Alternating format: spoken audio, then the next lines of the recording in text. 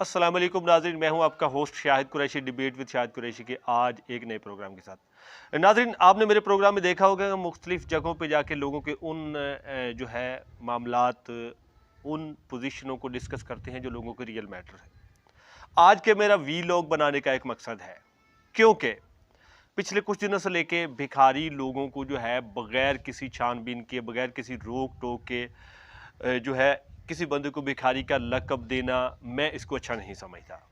उसकी पोजीशन क्या है नाज़रीन? हमारे मुल्क की हालात जिस कदर ख़राब हो चुके हैं, खुसूसन बिल्कुल माशी हालात इस कदर डिस्टर्ब है कि एक कारोबारी बंदा जो है वो जो है खून के आंसू रोने पे मजबूर है।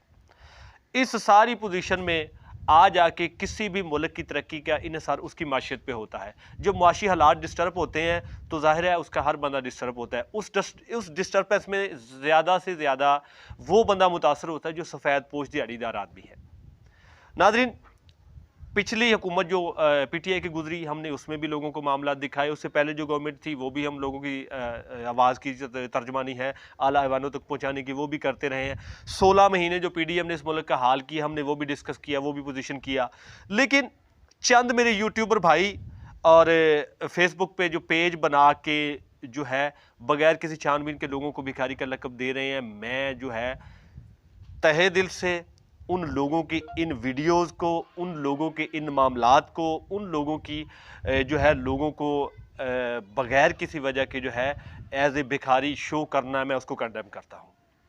अगर कोई बंदा मेहनत की खातिर बैरून मुल्क जा रहा है तो मेरा नहीं ख्याल कि वो कोई गुनाह कर रहा है। एक बंदा, उसकी इस्तात नहीं है, वो 4 से 5 लाख या 6 लाख रुपए की जो है इन्वेस्टमेंट करके वो जाए। अगर वो उम्रा visa, visit visa as per policy अगर वो विज़िट पे जा रहा है तो उसने उस मुल्क की पूरी जो है ट्रैवलिंग हिस्ट्री, ट्रैवलिंग पोजीशन उसको उसने डिस्कस किया, फॉलो किया है, तब वो उसको ट्रैवल हो रहा है।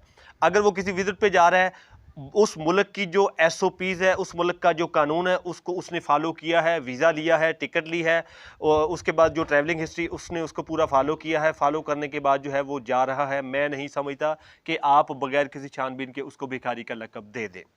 अब इसमें मेरे मलेशिया से भाई भी अटैच है, मैंने पूरा मलेशिया विजिट किया और मैंने टोटल देखा हुआ है।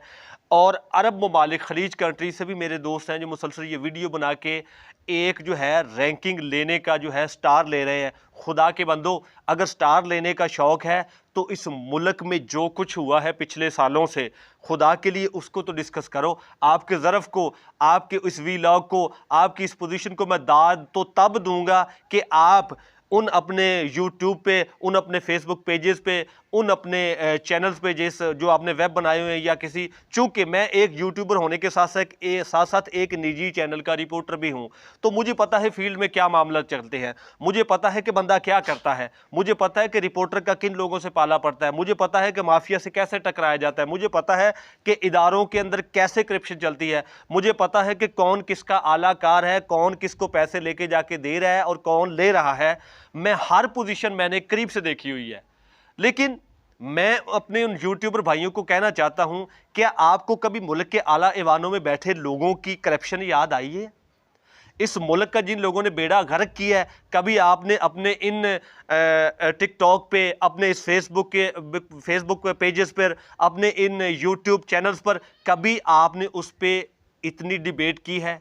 मेरा नहीं ख्याल कि आप इतनी अहलियत, आप इतनी जुर्रत ही नहीं रखते कि आप मुल्क में बैठे आला ऐवानों में जो लोगों ने इस मुल्क का हाल किया है, जो बदउनवानियाँ, करप्शन, किकबैक्स बराह रास्त लेने वाले उन लोगों का आपने, ना तो आपको डॉक्टर आसिम याद है जिस पे अरबों रुपए का जो है केसेस नैब में चल रहे हैं, ना आपको शर्जील इनाम मेमन याद है जिस पे अरबों रुपए के केसेस चल रहे हैं, ना आपको असलम रईसानी याद है जिस पे अरबों रुपए के करप्शन के केसेस चल रहे हैं, ना आपको भोतानी साहब याद है जिन पे केसेस है।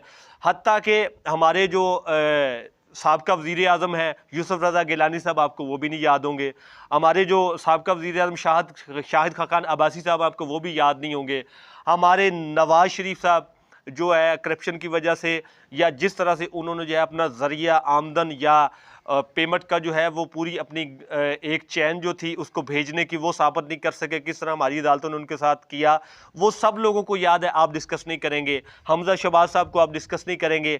हत्ता कि हमारे मुल्क में जितने अप लेवल के सियासतदान हैं या दूसरे शोबों से रिलेटेड लोग हैं, आप इतनी जुर्रत नहीं करेंगे कि आप उनके करप्शन स्कैंडल को हाईलाइट करें, आप उनकी पोजीशन आप आ जाके इन भिखारी लोगों के सिरे जो है हो गए हैं। मैं समझता हूं कि किसी बंदे को भिखारी साबित करने के लिए उसका प्रूफ होना चाहिए। वो एक भट्ट साहब है, टिकटॉक पे मैंने उनकी वीडियोस देखी, मलेशिया से बिलोंग करते हैं। भट्ट साहब को ये चाहिए कि भट्ट साहब, ये पाकिस्तान आपने ठेके पे नहीं लिया ना, आप इस पाकिस्तान के मालिक हैं। जो लोग जा रहे हैं, आपके पास कोई ऐसा डायाग्राम नहीं है, आपके पास कोई ऐसा जो है एसओपीज नहीं है, कोई ऐसा पैमाना नहीं है कि आप किसी को जो है एज ए भिखारी उसके गले में तोक डाले। अगर वो मांग रहा है तो खुदा की दुनिया है, आपको उसके मांगने से क्या एतराज़ है।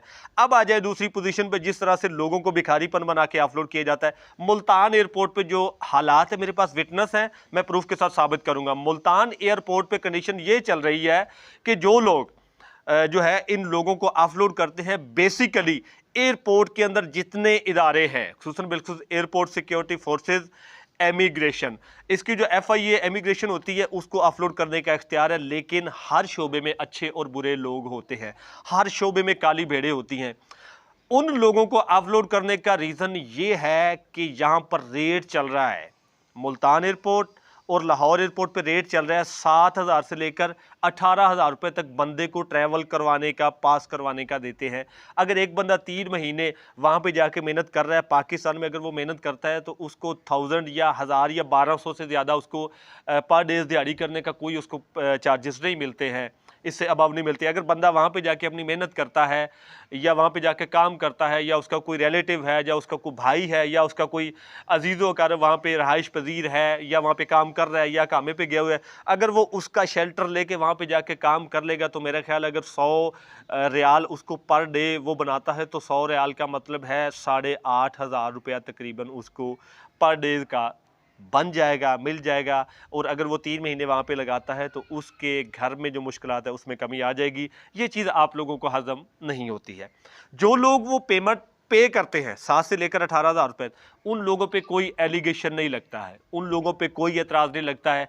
जो लोग नहीं करते उनको, अगर वो भिखारी, मैं समझता हूँ कि पिछले दिनों में जितने इन लोगों ने अपलोड किए हैं, जिसमें काफ़ी तादाद में लोग हैं, हो सकता है उसमें प्रॉपरली पेशेवर भिखारी थे।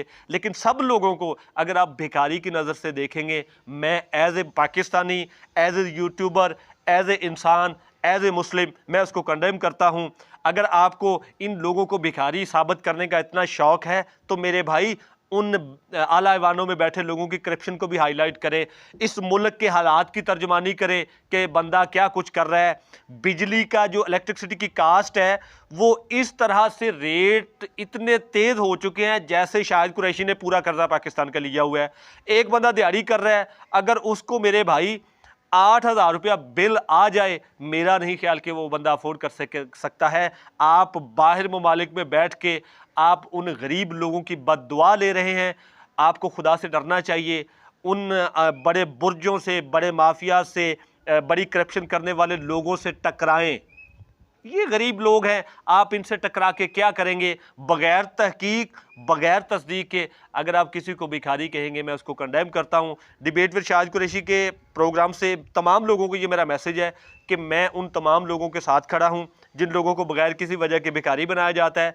वो मेहनत करने के लिए जा रहे हैं, अगर वो हालात से तंग आकर कुछ कर रहे हैं, कारोबार के लिए जा रहे हैं, तो मेरा नहीं ख्याल कि बगैर तहकीक उनको जो है आप एज ए जो है भिखारी शो करें। मैं इसको कंडेम करता हूँ। नाज़रीन, ये था आज का हमारा प्रोग्राम। अगर किसी को मेरी तमाम बातों पर एतराज़ हो, मेरा नंबर जो है पर्सनली ले सकता है, मुझे सोशल मीडिया पे फॉलो कर सकता है, मुझे फ्रेंड रिक्वेस्ट भेज सकता है, दूसरे जो सोशल मीडिया ऐप्स हैं उनके ज़रिए मेरे साथ कांटेक्ट कर सकता है। जिस किसी को एतराज़ हो, मैं तमाम भाइयों दोस्तों की, जो मेरे भाई यूट्यूब और फेसबुक वाले, मैं उनके तमाम इस किरदार को जो है, इस पोजीशन को, इस डिस्कशन को कंडेम करता हूँ। नाज़रीन, ये था आज का हमारा प्रोग्राम। मिलेंगे फिर किसी नए प्रोग्राम, किसी नए टॉपिक के साथ। अब तक अपनी होस्ट शाहिद कुरैशी को इजाज़त दीजिए। अल्लाह हाफिज़।